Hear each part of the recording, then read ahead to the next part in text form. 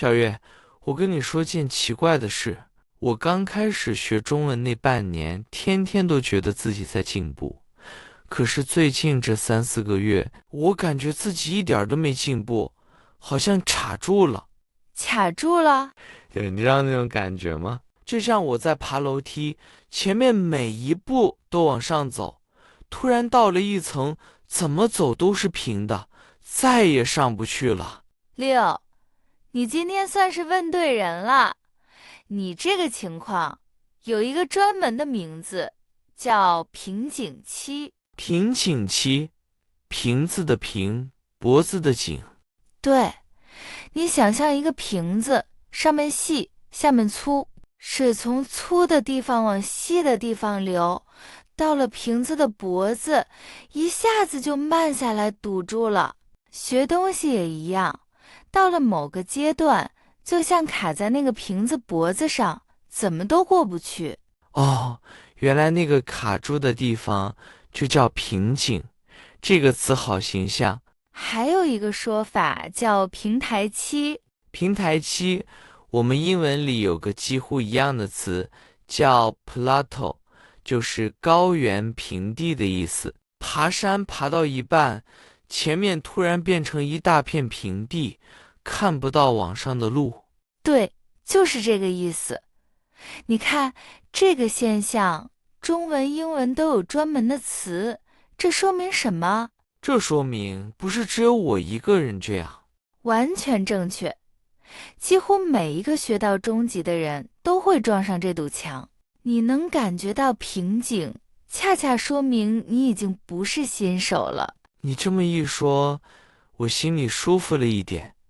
可是舒服归舒服，我还是想不通，为什么会这样？前半年那么顺，怎么突然就不动了？这个问题问得好，我们今天再把它拆开，一层一层聊清楚。先说为什么会卡住，再说怎么冲出去，最后聊聊你该用什么心态面对它。太好了，那我先问，为什么偏偏是学到一半才卡住？一开始不是挺顺的吗？因为一开始你吃的是新手红利。新手红利这个词我第一次听，红利是什么意思啊？红利就是额外的好处，天上掉下来的便宜。你刚学中文的时候，脑子里是空的，你学的每一个词，你好，谢谢，多少毫钱都是从0到1，效果特别明显。对，那时候我每天都能感觉到，昨天不会的，今天会了。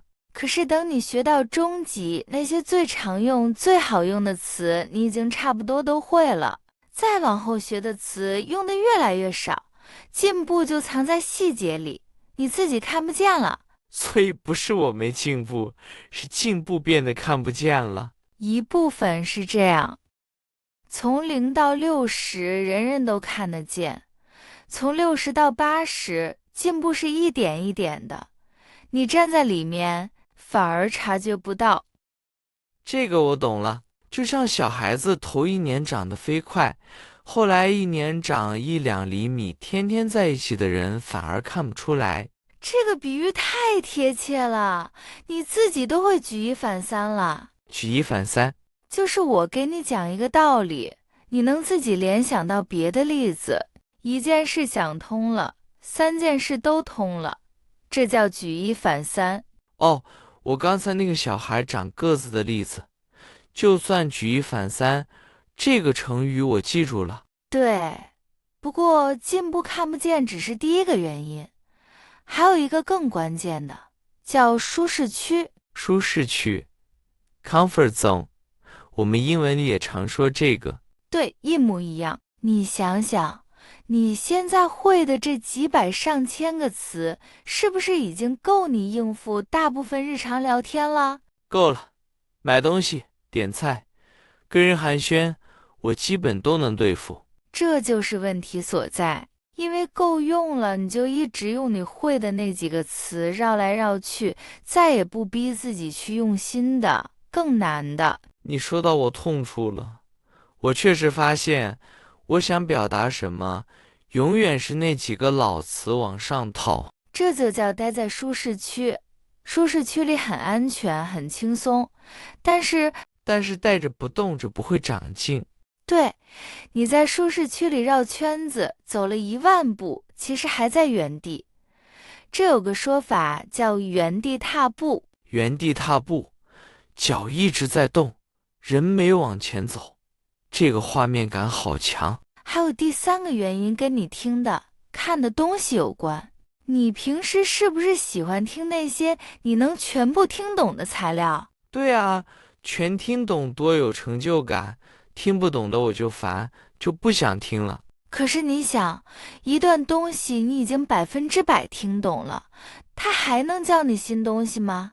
教不了了，里面的词我全会。对，你一直待在全听懂的舒适区，等于一直在复习旧的，没有喂给大脑新的，你的输入一直没有升级。所以我这3个月看着很努力，其实一直在吃老本。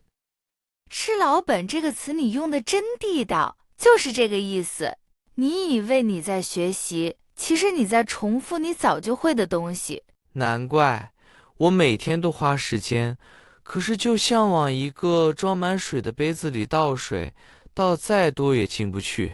哎呦，你今天比喻一个接一个，没错，杯子满了，你得先做点别的，才装得进新的水。那问题我大概明白了，进步看不见，待在舒适区，输入不升级。可是最要命的是，我该怎么冲出去？别急，我们一个一个来。第一个方法也是最重要的，叫跳一跳，够得着。跳一跳，够得着。对，你不能一直听全懂的，也不能一下子去听那种一句都听不懂的。你要找那种你能听懂7、8成，还剩2、3成，要动动脑子，跳一跳才够得着的材料。为什么是7、8成？不是全懂，也不是全不懂。全懂，你学不到新东西；全不懂，你会崩溃，会放弃。只有那种大部分懂，留一点点难度的，才刚好能把你往上拉。这个我们做老师的其实也知道，给学生的东西不能太简单，也不能太难，要比他现在的水平高一点点。对，你是老师，你太懂了。这个道理，有人把它写成一个很简单的公式，叫2+1。2+1，是你现在的水平，加1就是在你现在的水平上加那么一点点难度。天天给自己喂2+1的东西，你就一直在往上走。2+1，我明白了，不是+10，是+1。一大步迈不出去，就每天迈一小步。太对了，很多人一急就想一步登天，找特别难的材料来啃，结果啃不动，几天就放弃了。一步登天，就是想一下子跳到最高。对，一步就登上天，哪有那么容易？学语言这件事，最忌讳的就是想一步登天，你得一层一层往上爬。好，跳一跳够得着，2+1我记住了。那第2个方法呢？第2个方法，从泛学改成精学。泛学、精学，这2个词怎么分？是广泛的泛，泛学就是大概听懂意思就过去了，图一个数量多。精是精细的精，精学就是抠细节。一句话为什么这么说？一个词为什么用在这儿？都要弄明白。所以我以前是泛学，听懂个大意我就满足了。对，泛学在初级很有用，能让你快速熟悉这门语言。可是到了瓶颈期，光泛学不够了，你得开始精学。怎么精学呢？给我举个例子。比如你听到一句话，别急着划过去，你停下来问自己，这个词我会不会自己用？这个句子换我说，我说得出来吗？如果说不出来，就把它抄下来，反复练。哦，等于把听懂变成会用。对，这就是关键。到了中级，你要做的不是认识更多的词，而是把你已经认识的词用得更准、更地道。这一点我特别有感觉，好多词我一看就懂，可是让我自己说，我永远想不起来用它。这就是我要说的第三个方法了，用输出逼着自己输入。输出逼输入，这个有点绕，你给我讲讲。你还记得上次我们聊过，听和读是输入，说和写是输出吧？记得那期我印象特别深，你说我一直在输入，很少输出。对，今天再进一步，你多说多写，就会不停地卡住，对不对？对，一说就卡，一写就发现好多话我不会表达。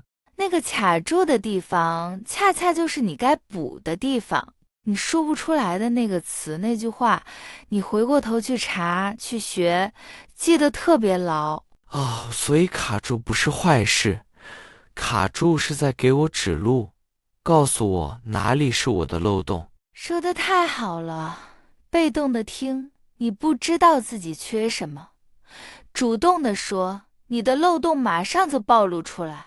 这叫以输出带动输入。这个思路我以前完全没有，我总觉得要先学够了才能开口。反了，是你先开口啊，发现不够再回去学，这样最快。就像你先下水游，呛几口水，才知道自己哪个动作不对。呛水才学得会，这个我认。那还有别的方法吗？还有一个特别适合你现在这个阶段，深挖你已经会的词。深挖已经会的词，我都会了，还挖什么？你以为你会了，其实你只会它的一层意思。中文里很多常用词，一个词有好几个意思，好多种用法。你挖下去会发现别有洞天。别有洞天。就是表面看着平常，往里一走，里面另有一片天地。比如打这个字，你会几个意思？打，打人的打，打电话。你看，打车、打折、打招呼、打工、打水、打伞，全是打，意思全不一样。你要是把一个打字的各种用法都吃透，比你新背10个生词还管用。天哪，我从来没这么想过，原来一个我天天用的字，底下藏了这么多东西。对，到了中级，往深了挖，比往宽了铺更划算。这叫什么？事半功倍。事半功倍。花1半的力气得到2倍的效果，反过来，事倍功半就是花2倍力气，只得到1半效果。你现在乱背生词，就是事倍功半。那我把老词挖透，就是事半功倍。这两个成语正好是一对，我一起记。聪明。还有最后一个方法，换赛道。换赛道，像换跑道那样。对，你是不是听来听去都是那几类东西？比如你老看美食视频，被你说中了，我特别爱看做菜的、探店的。那你换一个完全不一样的，去听历史的，听聊科技的，听讲故事的，换一个新领域，里面全是你没接触过的词，你的大脑一下子又被叫醒了。因为新领域新词多，又有新鲜感。对，老在一个地方转，大脑会犯困，换个新地方，它又来精神了。好，方法我梳理一下。跳一跳够得着的I+1，从泛学到精学，用输出逼输入，深挖老词，还有换赛道。全对，你这个总结能力已经不像瓶颈期的人了。可是小月，就算我用了这些方法，我还是有个大问题，我没耐心，用了半个月，还是看不到进步，我就想放弃。你这句话正好带到我最想跟你说的部分了。心态方法是外功，心态是内功。内功，外功，你这是把学中文说成练武功了。还真有点像。我先问你，你有没有听过一种竹子叫毛竹？毛竹？没听过，它有什么特别？这种竹子种下去以后，头4年，你几乎看不到它长， 4年才长几厘米，矮矮的一小截。4年才长几厘米，那不是白种了？很多人也是这么想的，等不及就放弃了。可是熬过第4年，到了第5年，它开始疯长，一天能长好几10厘米，几个星期就蹿到10几米高。几个星期10几米？前4年到底在干嘛？前4年它不是没长，它在地底下拼命长根，把根扎得又深又广，根扎稳了，上面才敢往天上冲。所以那4年看着没动，其实在打地基。对，你现在的瓶颈期就是毛竹的前4年，表面上风平浪静，底下你的根正在悄悄地长。你是说我这3个月看着没进步，其实我脑子里在悄悄搭桥、扎根？一定是的。语言这东西从量变到质变，中间有一段看不见的积累，你现在正在积累。量变、质变是数量，质是质量。你每天学一点，听一点，是量在一点点变多，这叫量变。攒到某一天，突然一下子开窍了，说的比以前好一大截，这就是质变。所以质变之前必须先有很长一段量变。对，这个中间的过程有个词特别美，叫厚积薄发。厚积薄发，厚厚的积累，一点一点的放出来。你先厚厚的攒，攒够了，那个爆发是自然而然的，急也没用，它到点了自己会来，这叫水到渠成。厚积薄发，水到渠成，这2个字太美了，我要写下来贴在墙上。所以你别用能不能明显进步来判断自己有没有努力，地底下的根你是看不见的。可是看不见，我心里就没底，就慌。那我教你换一把尺子量，别问自己今天听懂了没有，问点别的。问什么？问自己同样一个意思，我今天是不是能说的比上个月更细一点？我反应是不是比以前快了半拍？我是不是能听懂语速更快的了？哦，换一个衡量的标准，不看懂不懂，看细不细，快不快？对，你用旧尺子量，永远觉得自己在原地，换把新尺子，你会发现你其实一直在动。这个太重要了，我一直拿全听懂当目标，可我早就全听懂了，所以永远觉得没进步。对，你的尺子太旧了，到了中级早该换尺子了。小月，我还想问，为什么这么多人都卡在这里？是不是这一关特别难？难，但更关键的是这一关是个筛子。筛子，就是把东西筛来筛去那个筛子。对，瓶颈期就像一个筛子，一大半人走到这里觉得太累，看不到希望，就放弃了，半途而废。半途而废，走到一半就停了。对，而少数熬过去的人，一下子就跟那些放弃的人拉开了距离。所以你要恭喜你自己，你走到了这个筛子面前。你这么一说，瓶颈期反而变成好事了，他在帮我筛掉对手。可以这么理解，你能坚持到看见瓶颈，已经赢过一大半人了，剩下的就看你肯不肯再往前一点点。我懂了，别人都在这里掉头，我只要不掉头就赢了。对，就是这个劲儿。而且我要提醒你一句，越到这个时候，越不能跟别人比。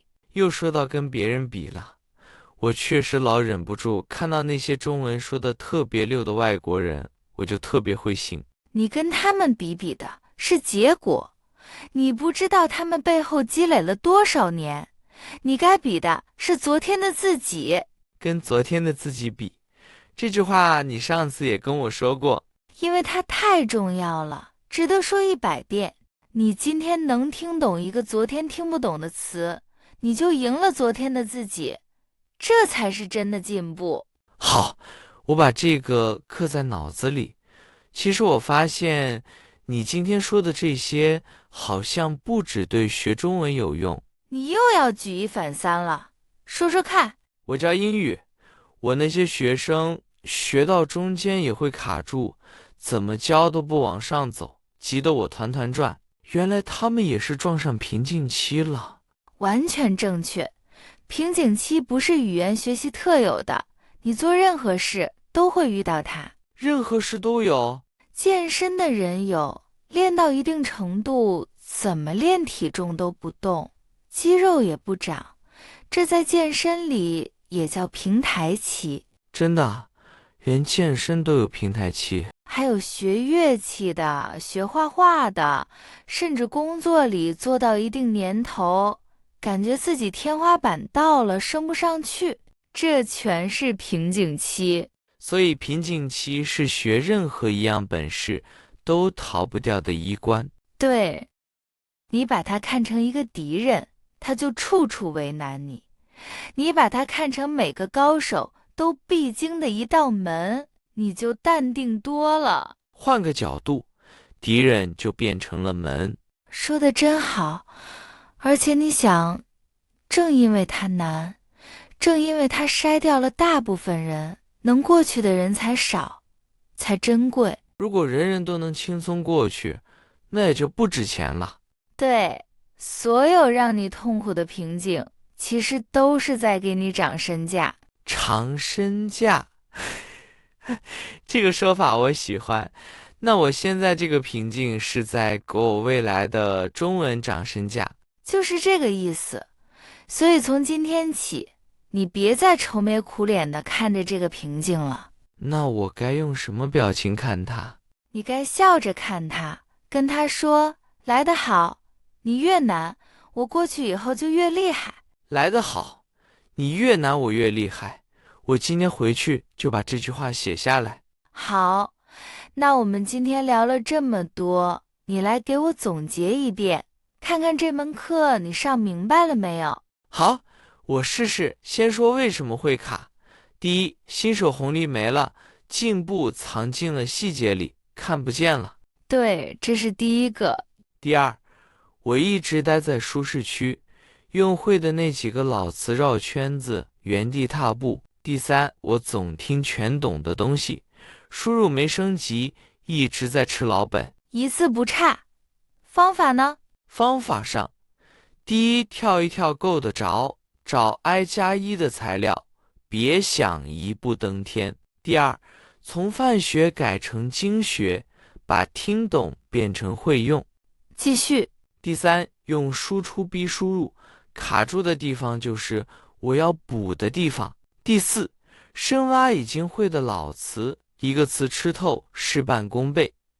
第五，换赛道，去新领域叫醒大脑。太全了。最后，心态。心态上，我要像毛主一样，相信这3个月是在地底下扎根，从量变到质变，厚积薄发，水到渠成。还有呢？还有，换一把新尺子量自己，别看懂不懂，看细不细，快不快。瓶颈期是个筛子，我只要不半途而废，就赢过一大半人。最后跟昨天的自己比，不跟别人比。满分！你把整门课一字不落的背回来了。其实说到最后，我发现最难的不是这些方法，那最难的是什么？最难的是相信。相信我，这段看不见进步的日子，不是在原地打转，而是在悄悄扎根。你能说出这句话，说明你已经开始扎根了。真正卡死的人，是不相信自己在长的人。那我以后每次觉得自己没进步，就想想那个毛竹。对，你现在只是还没到第5年，你的第5年一定会来。谢谢你，小月。我感觉那堵墙好像没那么可怕了。墙一直都在，是你看他的眼光变了。好，今天就聊到这儿。你们中间有没有也正卡在瓶颈期的人？对，你现在正在学的东西是不是也遇到了那种怎么努力都不进步的阶段？欢迎在评论区告诉我们你卡在了哪一关。说不定你留言的那个瓶颈，下一期我们就专门聊一聊。那我们下期再见。下期见。记住，看不见的进步也是进步。你不是停下了，你只是在长跟。